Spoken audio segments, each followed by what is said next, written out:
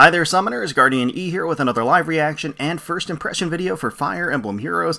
And tonight we are going to be getting the reveal of the next Mythic Hero to join us in the game in just a couple of days.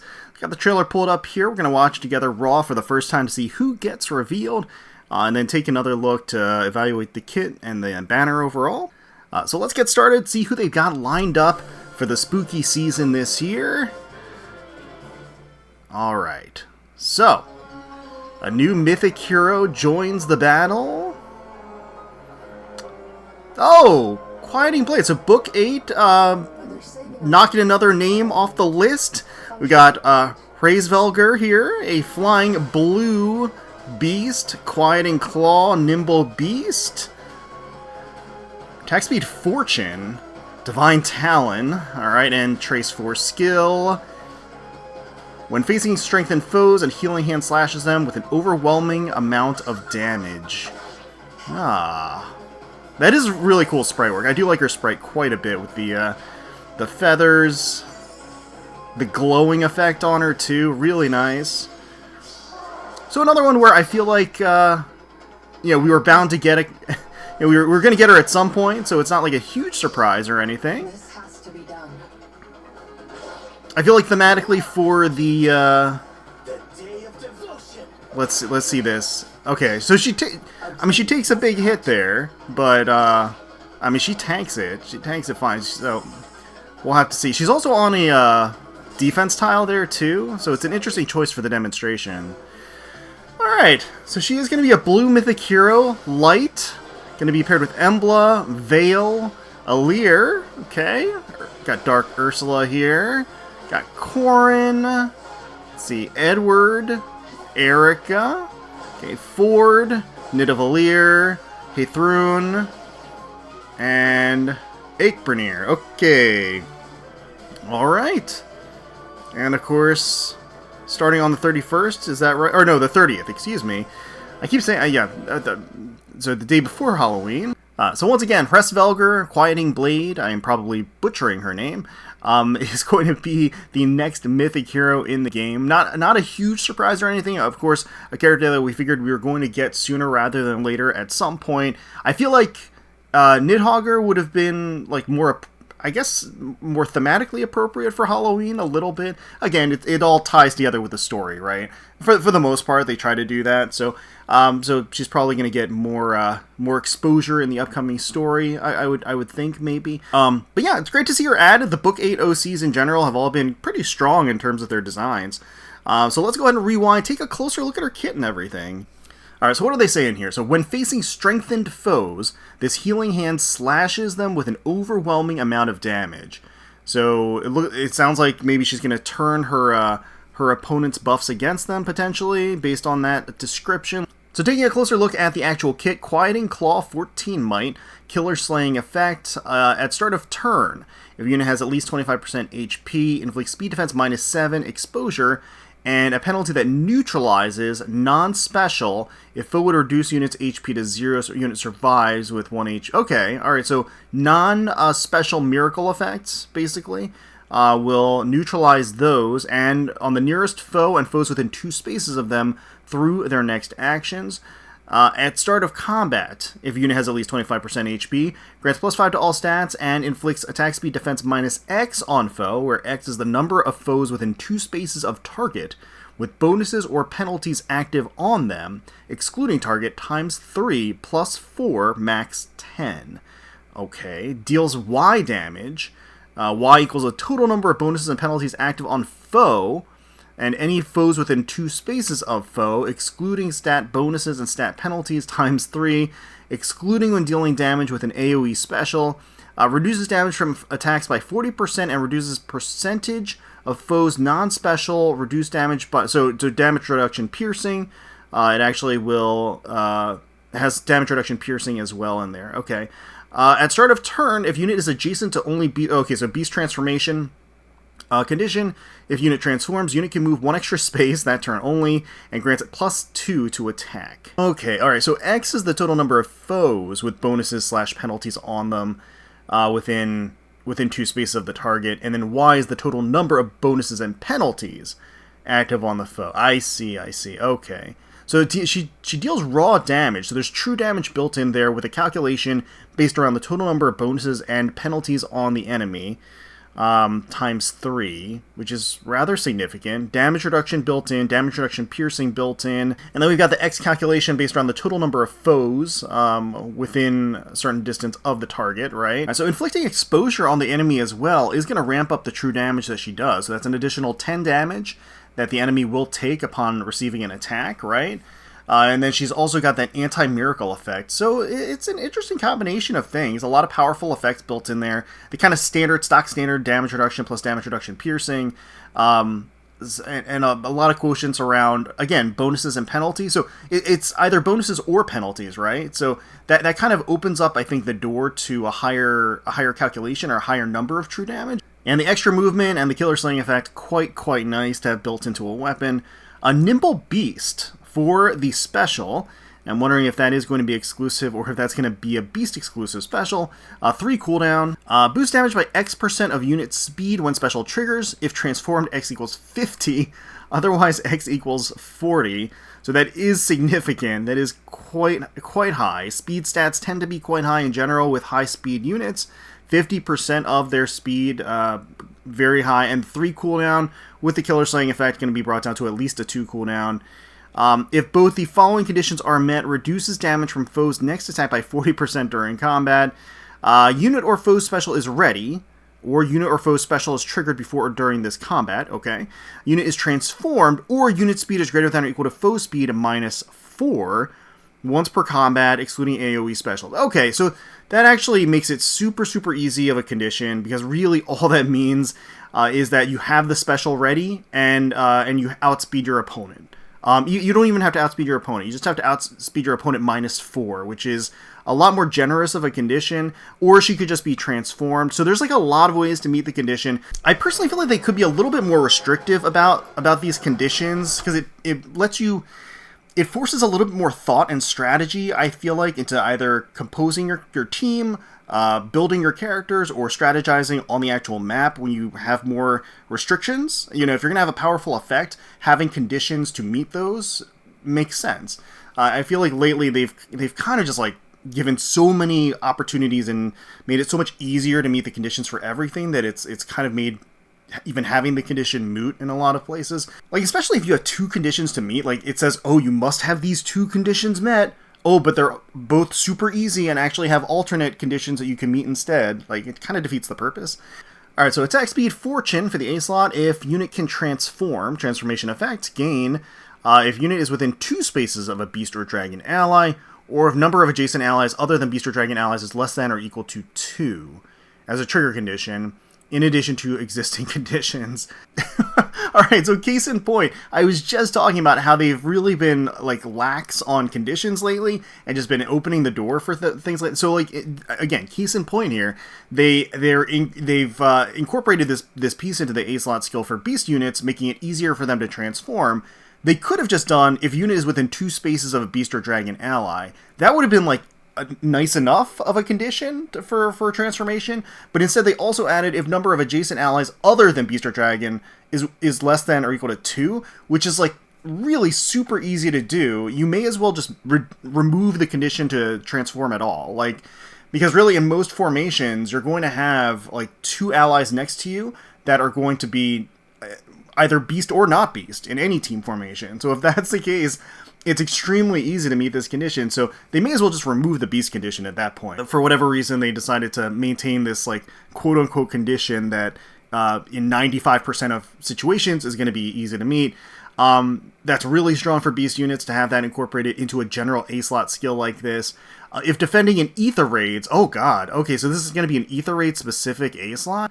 At the start of enemy turn 1, if conditions for transforming are met, unit transforms. Okay, so that's a pre-transformation effect too. So that is going to be one of those, I see, alright, okay, gotcha. So that is one of the, I guess, quote-unquote weaknesses or counters to beast units within an ether raid setting, is that if you do an opening gambit against them before they have the ability to transform, you know, you're able to take them out, and then they're not going to have all of their beast transformation skills. Me personally, I kind of liked employing that strategy, so I dislike seeing that being chipped away at with different skills like this. I would say that I don't think it would have been, since they're already going to this length, I feel like it wouldn't have been broken to just make that an effect outside of Aether Raids too. I mean, if you're going to put it in Aether Raids, you may as well do it outside of Aether Raids as well. In most cases, it's not even going to be terribly relevant. But just so that it doesn't feel as limiting to a certain game mode, because, I don't know, for whatever reason, that doesn't leave, like, the best taste in my mouth for when a skill has those specific, like, game mode conditions like that. If unit is transformed or a foe initiates combat, grants attack speed +8 to unit, neutralizes foes' bonuses to speed and defense during combat, and restores 7 HP to unit after combat. This is a really stacked A-slot skill. There's so much added in here, so many utility effects, the healing, as well as the debuff, as well as the neutralization and the buff to her. There's just a lot going on, in addition to just the mere fact that you have the condition for transformation being reduced significantly for beast units. It's a really powerful A-slot skill. You got speed defense, near trace 4, so of course that's Kanto, Remainder +1, min 2. Inflicts speed defense -4 on foe during combat, and inflicts unit deals +7 damage, including when dealing damage with a special turret before combat. So once again, kind of stacking the true damage. I feel like she's going to be hitting really, really hard just from a true damage perspective, which of course bypasses defenses and everything. That's just going to be raw numbers on the battlefield when she strikes her opponent. A Divine Talent for the C slot here, her own unique C slot skill. At start of turn, neutralizes any penalty effects on unit and allies within 2 spaces of unit, excluding penalties inflicted at the start of the same turn, and deals 1 damage to unit and allies within 2 spaces of unit. Interesting. Okay. So that is, like, from a flavor perspective, the healing hand element to it, right? Is that she actually neutralizes the penalty effects on herself and her on her allies. It's inherently very, very strong. And deals 1 damage to unit and allies within 2 spaces of unit. Now that can lead to some sneaky strategies. You know, I'm thinking Wings of Mercy and other skills that require you to be at 99% or less HP. Like that really does kind of open the door to those things. And it is interesting because it looks like it's at the start of every turn, right? So that means that she is actually taking 1 damage every single turn. But yeah, eliminating the penalty effects, that is very, very strong. At start of turn, grants unit can move 1 extra space to Dragon, Beast, Infantry, and Armored Allies within 2 spaces of unit. That turn only does not stack. That's really strong. It's really strong. Okay, giving an extra space to all of those units. Okay, does not stack. It's a very, very wide sweeping, very strong support skill, giving that extra space to a vast majority of units and potential allies that are out there.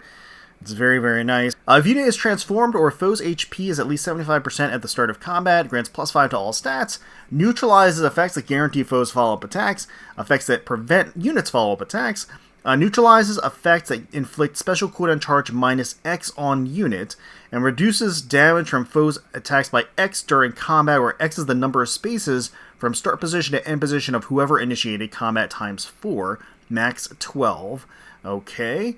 And also, when foes attack triggers foes special, reduces damage by X, excluding, okay, AoE specials.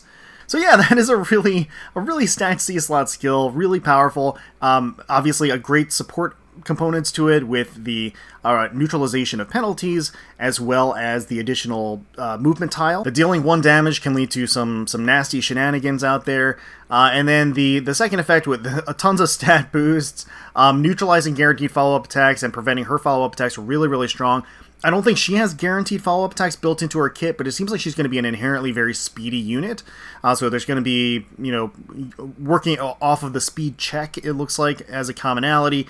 And of course, neutralizing effects that would prevent her from following up. Neutralizing effects that would have a guard effect on her, so that does help her to proc her special, which is quite strong, as we just talked about before. And then you've got the damage reduction that's actually a fixed fixed number damage reduction, which can't be neutralized or pierced. And then you've got the double up on the damage reduction when the foe procs their special as well. But yeah, really powerful, really cohesive kit going on here. It is interesting that it seems like it's a little bit more enemy phase oriented, especially with the attack speed fortune.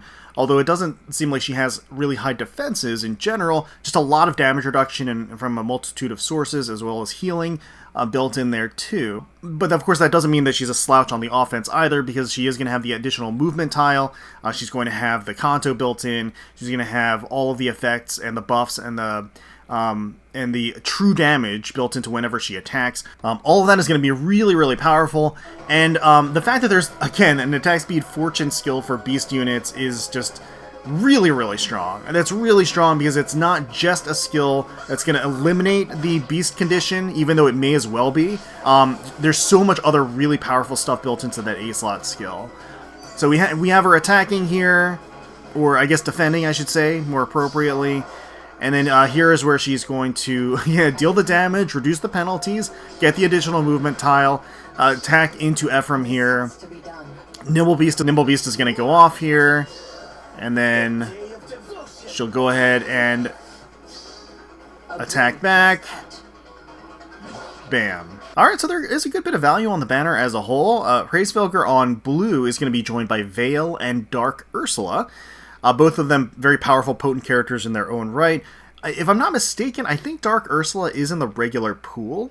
I don't think she's rearmed or anything, if I'm remembering correctly, and I might not be, just because it's hard to keep track these days, but I'm pretty sure she is, in which case, she's not limited, which would mean, which is surprising too, because usually with the marquee character and the marquee color, they usually go all out with the pairing, and I would say that, like, Vale is obviously very strong too, but not like the most recent, like one of the more recent blue, mythic, legendary, emblem, heroes, what have you, and Dark Ursula as well. So that is interesting.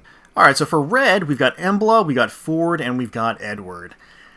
It's not the strongest showing. Not the strongest showing. So Embla is limited. She is a mythic hero, although she predates kind of the big shift in the game, I would say, for when they started just kind of like throwing everything in the kitchen sink in terms of kits and kind of throwing caution to the wind and balance to the wind. So she's like predates that, so she's not like super broken anymore. And then you got Edward and you've got Ford, who are post-date that, but they're in the regular pool and they're both sword units. So I think that like kind of hurts the overall presentation and value that's available in the red pool. For colorless, we've got Ikbernir, we've got, I think, Nidavellir, right? And then we've got Alir. Honestly, I think there's an argument that could be made that colorless is stronger than blue here, even though blue is the debut color, or the debut hero's color. Yeah, I mean, colorless is looking quite powerful overall in terms of what it's offering. Alright, so for green, we've got Heithrun, we've got Legendary Corrin, and we've got Attuned Erica. So again, a really strong showing for green as well, arguably stronger than the blue offering.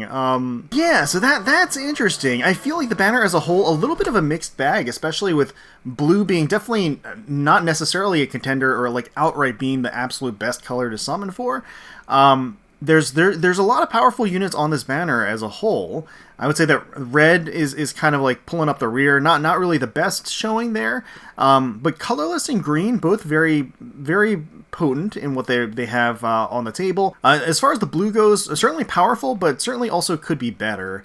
As far as Hraesvelgr herself, I mean, I think in terms of what she offers, it's going to be a lot of flexibility and fun on the battlefield. She opens up a lot of doors, providing a lot of different buffs to her allies, reducing the penalties as a whole, the chip damage, all that stuff actually opens up a lot of doors as far as strategies are concerned.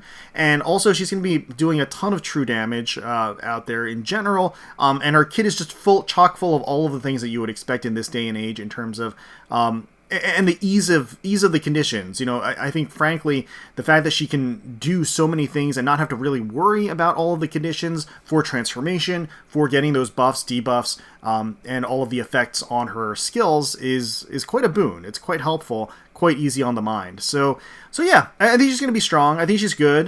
She's definitely nice to have as well, and again, would be fun to use on the battlefield. Is she a must-have? I wouldn't necessarily say so, and quite frankly, as far as the banner as a whole, I think it's a little bit of a mixed bag too. So yeah, I think for me personally, I'm gonna just do the first full circle and then move on. But let me know down below if you're excited for Hraesvelgr, if you're going to be going in for her on her debut banner. Let me know down below. Best of luck to you if you do. Hopefully you get her super quick, or any of your other targets on this banner. Hopefully you all enjoyed the video. If you did, please consider leaving a like, commenting down below, subscribing to the channel for more Fire Emblem Heroes content. We thank you all so much for watching, and until next time, let's protect those skies.